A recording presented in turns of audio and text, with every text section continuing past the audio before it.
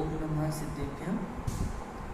नमो अरिहन्ताणं नमो सिद्धाणं नमो आयर्याणं नमो वज्रायाणं नमो लोई सविसाणं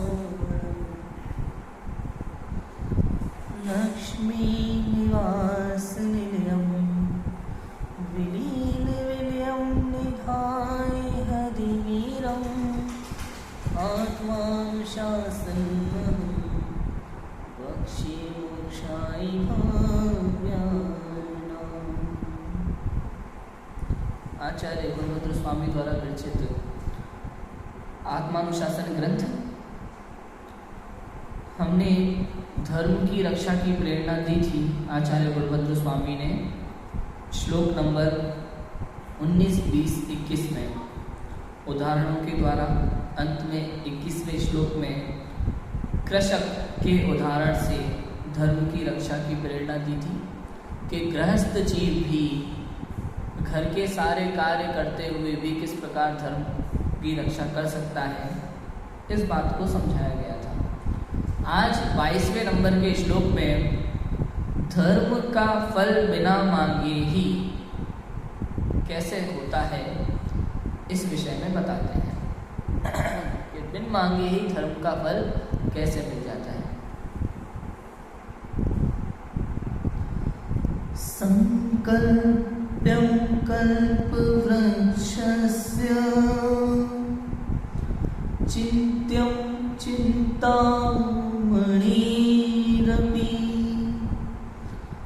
असंकल्प्यं समचिन्तम् फलं धर्माद्वाप्यति।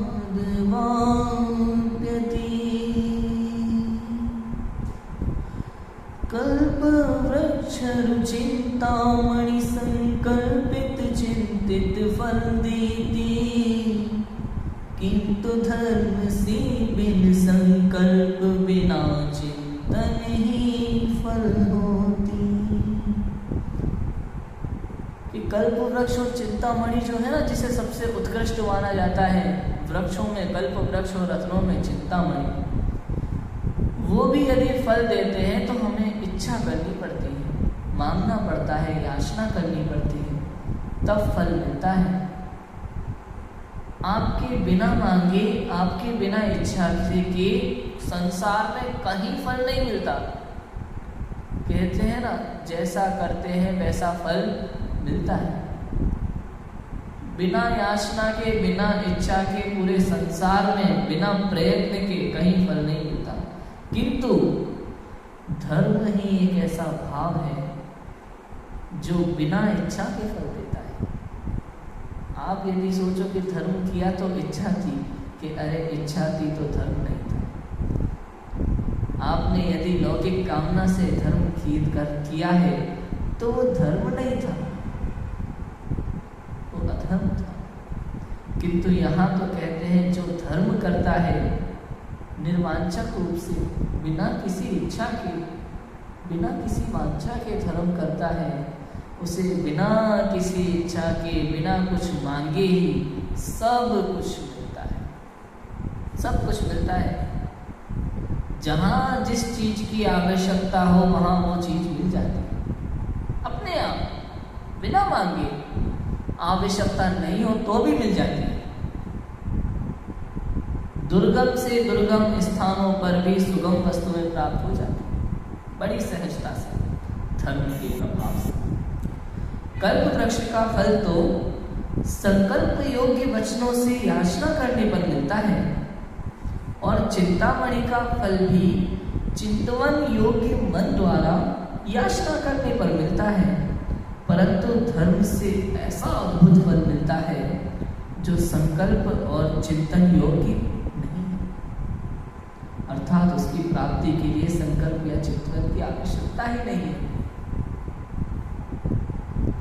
हम सभी बहुत कुछ चाहते हैं इस संसार में, सभी जीव ये चाहते हैं मुझे रंच मात्र भी दुख ना हो, उत्तम उत्तम वस्तुएं मुझे सहजता से प्राप्त हो जाए। कुछ करना ना पड़े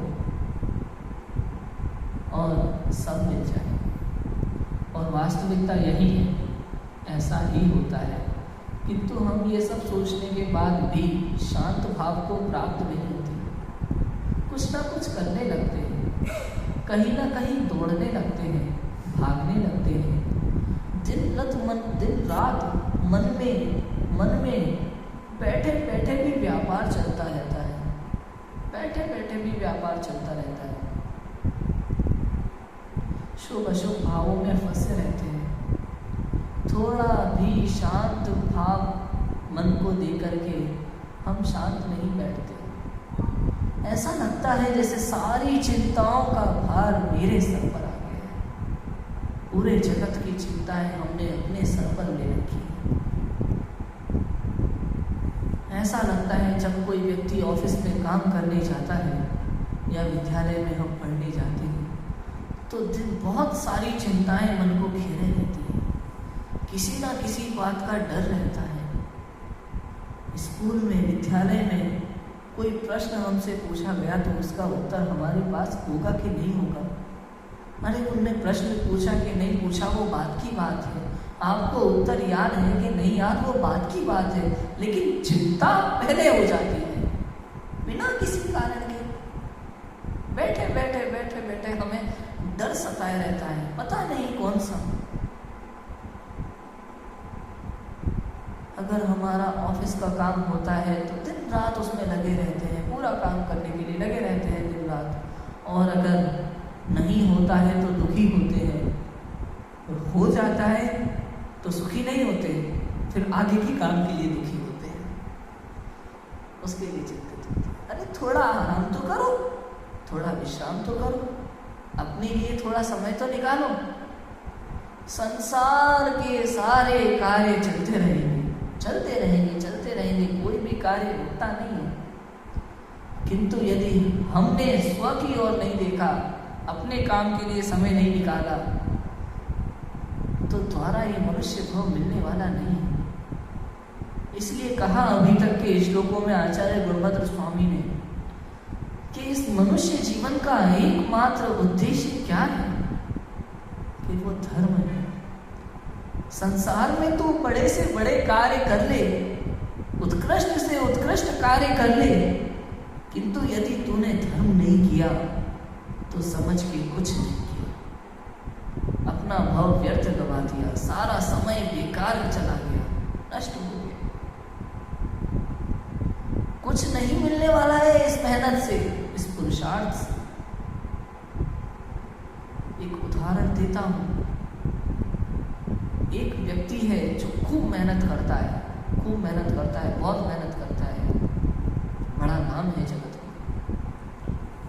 जैसे पता है उसका काम क्या है, वो काम क्या करता है कि जो समुद्र में से पानी बाहर आता है ना, वो वाइपर से उसे अंदर करता है। क्या काम करता है? समुद्र में से जो पानी बाहर आता है वो उसे वाइपर से अंदर करता है समुद्र की ओर। अब वो 24 घंटे बिना सोए दिन रात अपना काम पूरी ईमानदारी के साथ करता है। सोचो कितना मेहनती व्यक्ति है। प्रशंसनीय है कि नहीं है? अरे वो प्रशंसनीय नहीं, बेवकूफ है। अपनी पूरी ऊर्जा को व्यर्थ में नष्ट कर रहा है। ऐसा काम कर रहा है जिस काम का कोई प्रयोजन ही नहीं है, जिसका कोई फल नहीं है, कुछ मिलने वाला नहीं है। तो जितना पानी अंदर ढकेलेगा उतना बाहर आएगा। हमारे सारे संसारिक कार्य वैसे ही हैं और हम सब उस व्यक्ति की तरह हैं। बार बार हर भव में, हर जन्म में हम यही तो करते आए हैं। सांसारिक कार्यों में दिन रात उलझे रहते हैं और हमें लगता है हम बहुत बड़े बड़े काम करते हैं। सच कहें तो वो सभी व्यर्थ है। अगर इस जगत में करने योग्य कोई कार्य है तो वो धर्म है, धर्म ही है। बाकी सारे कार्यों से यदि तू कुछ चाहता है तो हो सकता है वो भी पूर्व पुण्योदय से तुझे मिल जाए। तेरी मेहनत तो ठीक है, तेरा पुरुषार्थ, तेरा यदि पुरुषार्थ है ना, तो तेरा पुरुषार्थ वास्तव में धर्म की ओर जो पुरुषार्थ है वही काम का है। सांसारिक सारा पुरुषार्थ तुझे लगता है कि मेरी मेहनत से कार्य हुआ, तो ये तेरी महाभूल है, महाभूल है। बिना मेहनत के नहीं मिलता, ये बात सही है, किंतु पुरुषार्थ कहाँ है? सही जगह पुरुषार्थ करते हैं तो ही फल मिलता है।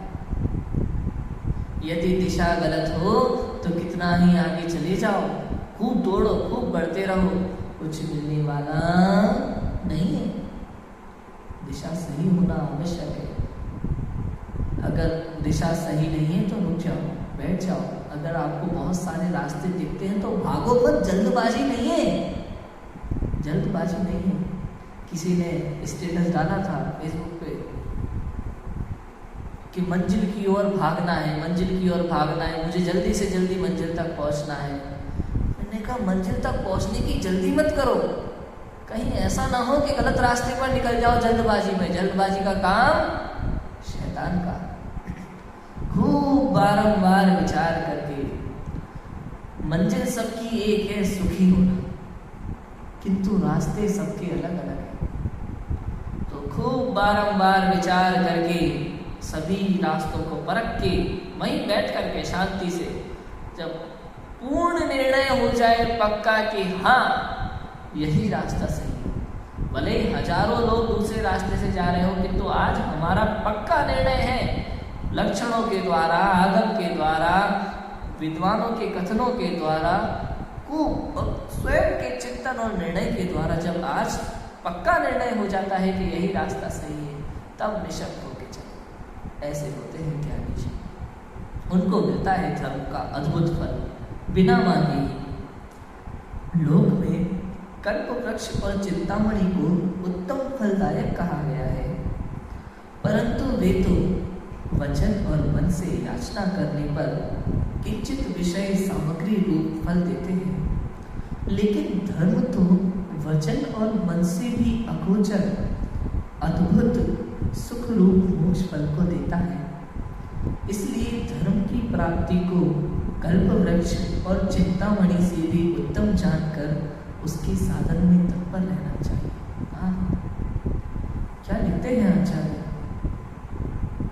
कि जितना हो सके, जितना अधिक से अधिक हो सके, धर्म की प्राप्ति को कल्प वृक्ष और चिंतामणि से भी उत्तम जानकर उसके साधन में ही तत्पर रहना चाहिए, उसी के साधन में तत्पर रहना चाहिए। आप सोचो, रत्नों के लिए लोग कितनी मेहनत करते हैं।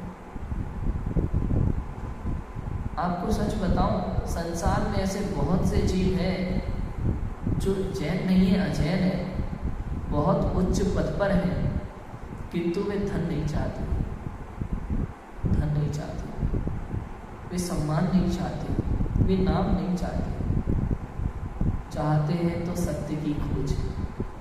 हो सकता है रास्ता सही ना पकड़ा हो, किंतु वे सत्य की खोज चाहते हैं। जो वैज्ञानिक हुए ना, बड़े बड़े वैज्ञानिक, आप उनके विषय में विचार करो, वो ये नहीं देखते कि मेरी सैलरी कितनी, हो सके तो स्वयं का पैसा लगा देते हैं एक्स्ट्रा खोज में। खाना नहीं मिलता अच्छा खाने को, कहाँ कहाँ जाना पड़ता है खोज करने के लिए, जान की परवाह नहीं होती। जब वो खोज के लिए निकलते हैं ना, तो पुलिस और मिलिट्री वालों से भी ज़्यादा डर होता है। कब क्या हो जाए कुछ पता नहीं होता है। दुश्मन देशों का खतरा, दुनिया भर के जानवरों का खतरा, यदि किसी वाहन, उनके वाहन अलग तरह के होते हैं स्पीड वाले, अगर कुछ दुर्घटना हो जाए तो वो खतरा। जिन लेबों में वहाँ वो काम करते हैं, वहाँ कोई दुर्घटना हो जाए तो वो खतरा। किंतु फिर भी ना उन्हें नाम की चाह होती है, ईमानदार की बात कर रहा हूँ, ना उन्हें नाम की चाह होती है, ना ही पैसे की चाह होती है, बल्कि जितना हो सके स्वयं का लगा लेते हैं। ऐसे ही हमें बनना चाहिए। हम तो स्वाध्यायी हैं, मार्ग सही है, सबको जानते हैं, समझते हैं, ना हमें पैसे की चिंता होना चाहिए, ना नाम की चिंता, ना मान की चिंता, ना सम्मान की चिंता। बस करना है तो एक काम, और वह है सत्य की खोज, स्वयं की खोज, स्वयं को पाना है। पाना है निज आत्म को, करना है साधना, पाना है निज आत्म को, करना है साधना। हे प्रभु, अगर तुझे निज आत्म को पाना है ना, तो बाहर कहीं मत जा, क्योंकि आत्म तो स्वयं है। निर्णय तो कर, पहचान तो कर, और बस एक हो जा, साधना कर। अगर तुझे निज आत्म को पाना है तो कुछ और मत कर, बस साधना कर। ऐसा कहते हैं कि इसलिए धर्म की प्राप्ति को कल्प वृक्ष और चिंतामणि से भी उत्तम जानकर उसके साधन में तत्पर रहना चाहिए। आत्मा के परिणामों से ही पुण्य पाप की उत्पत्ति बताते हैं। देखो कि जो पुण्य और पाप है ना, पर के निमित्त से होते हैं, वैसे परद्रव्यों के निमित्त से होते हैं, किंतु उत्पन्न ये भाव कहाँ होते हैं? आत्मा। शुभ अशुभ भाव आत्मा में उत्पन्न होते हैं, और उनके निमित्त से पुण्य पाप का कर्म बनता है। पुण्य और पाप कर्म है, और भाव जो कहलाते हैं वो है शुभ और अशुभ, उसके भी भेद है। तो ऐसा धर्म किस प्रकार उत्पन्न होता है, इस प्रश्न का उत्तर आगामी छंद में कहते हैं कि ऐसा जो धर्म आप बता रहे हो ना आचार्य स्वामी, वो किस प्रकार उत्पन्न होता है, कैसे उत्पन्न होता है? शिष्य पूछता है आचार्य देव से। वो कहते हैं, देखो, परिणाममेव कारणं माहो खलु पुण्य पापयो प्राख्या, तस्मात् पापापचयः पुण्योपचयश्च सो विधयः।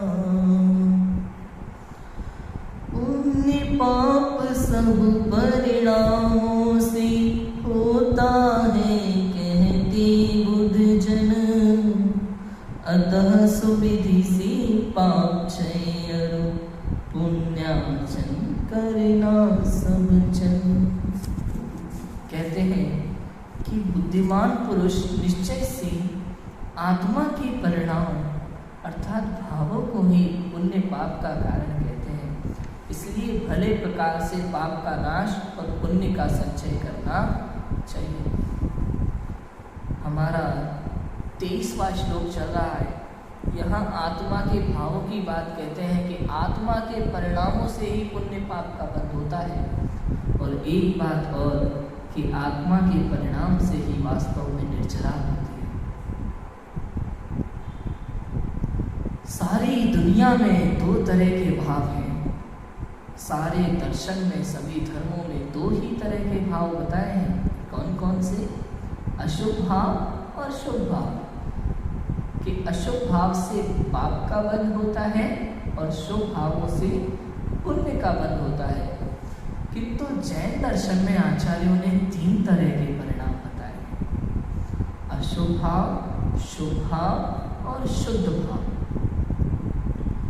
अशुभ भाव से पाप का बंध होता है, शुभ भाव से पुण्य का बंध होता है, और शुद्ध भाव से दोनों की ही निर्जरा हो जाती है।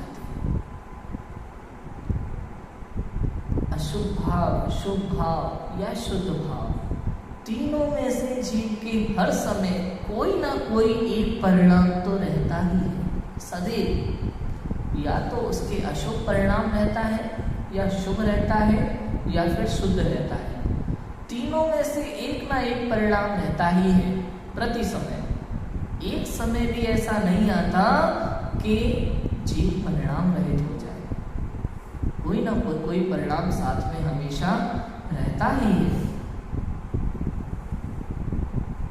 सोच लो, यदि अशुभ भाव करते हैं तो निश्चित रूप से पाप बंधेगा, शुभ भाव होता है तो निश्चित रूप से पुण्य बनता है, और शुद्ध भाव होता है तो निश्चित रूप से शुभ और अशुभ दोनों नहीं बनते हैं। इसके साथ साथ पूर्व में जो बंधे हुए थे वो भी निकलने लगते हैं धीरे धीरे। पहले संपर्क हो जाता है, बंधना बंद हो जाते हैं शुद्ध भाव से, और बंधना बंद होने के बाद में जो पहले के बंधे हुए थे वो भी निकलना शुरू हो जाते हैं।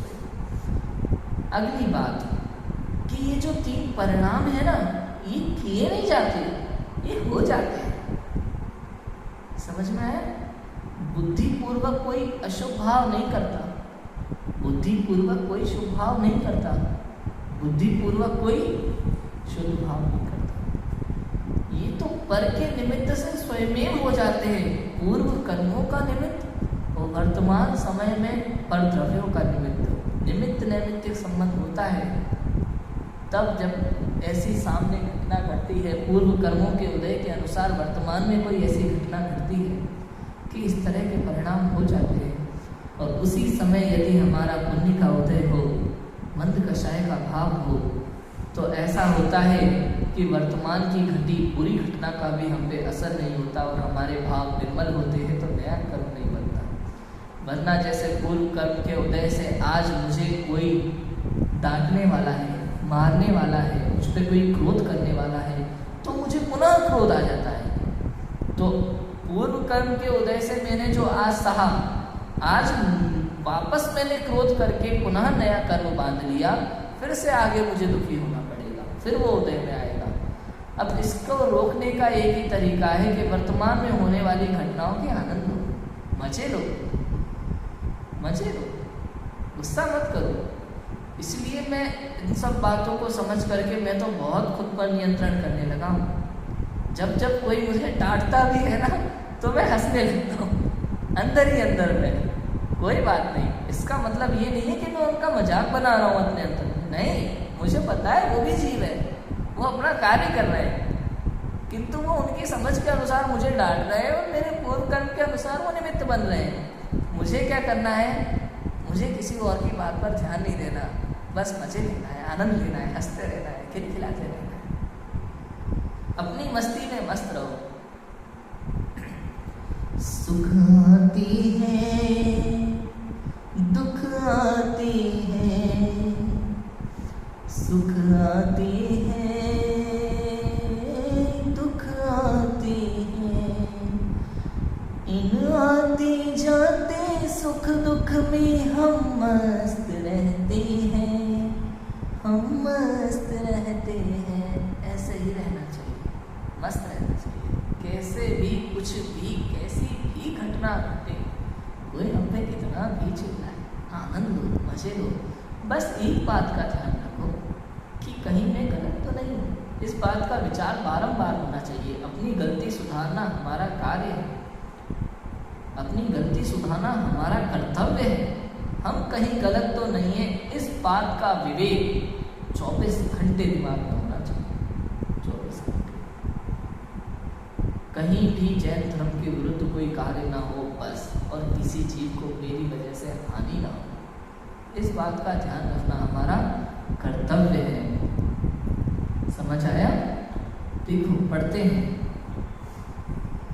बुद्धिमान पुरुष निश्चय से आत्मा के परिणाम को ही पुण्य पाप का कारण कहते हैं, जो मैंने बताया अभी, शुभ अशुभ परिणाम।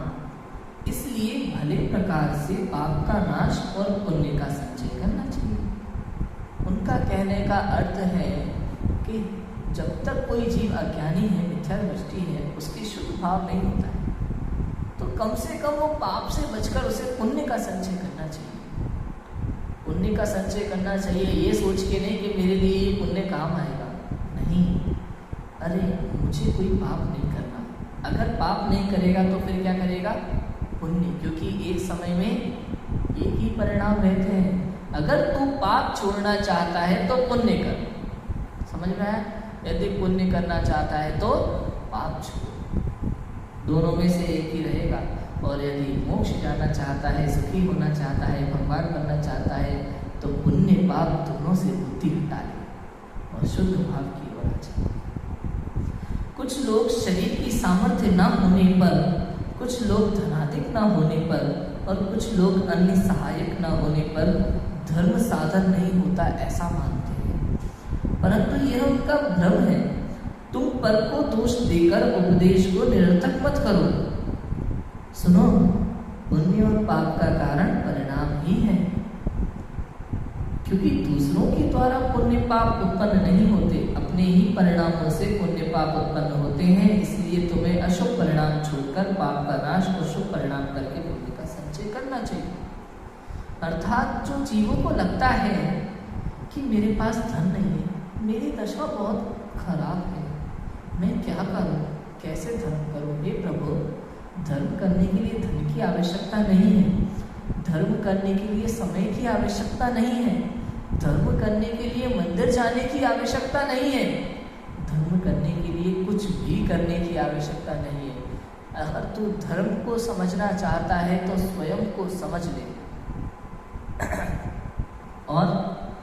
और क्या करना है कि बस अपने परिणामों की निर्मलता का ध्यान रख, धर्म हो गया। समझ में आया? नहीं आया? कि परिणामों की निर्मलता ही वास्तविक धर्म है। वास्तविक धर्म वही है, निर्मल परिणाम अर्थात शुद्ध परिणाम। निर्मल परिणाम अर्थात शुद्ध परिणाम। और विशुद्ध परिणाम किसे कहते हैं पता है? विशुद्ध, शुद्ध माने पवित्र, निर्मल परिणाम, निर्विकल्प अवस्था। और विशुद्ध परिणाम अर्थात शुभ भाव, शुभ भावों को कहते हैं विशुद्ध परिणाम। और तीसरा है अशुभ भाव। अशुभ को छोड़ शुभ में आ, और शुभ को छोड़ शुद्ध में आ। समझ में आया? इस बात से हमें समझना चाहिए। घर को छोड़ ट्रेन में आ, ट्रेन को छोड़ मंजिल तक आ। ऐसे ही अशुभ को छोड़ शुभ में आ, शुभ को छोड़ शुद्ध तक पहुंचेगा। इस तरीके से धर्म का फल होता है। आज हमने 2 श्लोक पढ़े हैं कि धर्म का फल बिना मांगे ही किस प्रकार मिलता है, और आत्मा के परिणामों से ही पुण्य और पाप की उत्पत्ति होती है। समझ में आया? तो कल्प वृक्ष और रत्न, चिंतामणि रत्न भी इच्छा के अनुसार फल देते हैं, किंतु धर्म बिन मांगे ही सब कुछ देता है। आपको किसी भी प्रकार की कोई चिंता करने की आवश्यकता नहीं है, कुछ भी मांगने की आवश्यकता नहीं है, कोई प्रयत्न करने की आवश्यकता नहीं है। और यदि करना है तो सिर्फ परिणामों की निर्मलता का ध्यान, बस।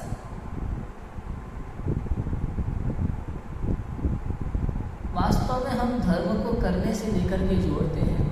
एक बार किसी व्यक्ति ने कहा था कि पंडित जी मैं कितना कुछ करता हूँ, स्वाध्याय करता हूँ, ध्यान करता हूँ, वेद विज्ञान का चिंतन करता हूँ, कितना कुछ करता हूँ, श्लोक पढ़ता हूँ, सुबह स्तुतियाँ पढ़ता हूँ, पूजन करता हूँ, विधान करता हूँ, पाठ पढ़ता हूँ, उसके बाद शाम को भक्ति करता हूँ, आराधना करता हूँ, सामायिक करता हूँ, प्रतिक्रमण करता हूँ, मैं और क्या करूँ? फिर भी मुझे धर्म नहीं होता, मैं क्या करूँ?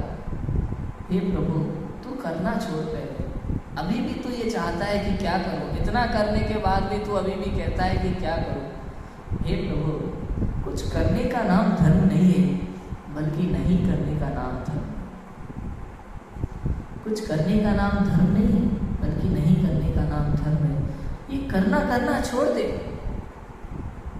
करना छोड़ दे, कर्तापन का भाव छोड़ दे, कुछ कर मत, बस स्वयं को आत्म स्वरूप स्वीकार कर ले, स्वयं को परमात्मा स्वीकार कर ले। यही धर्म है और यही मेरा कर्म है, यही धर्म है और यही कर्म है। हम सभी इस धर्म की प्राप्ति करें, इसी मंगल भावना से अभी की बात को विराम देते हैं। ओम नमः शिवाय।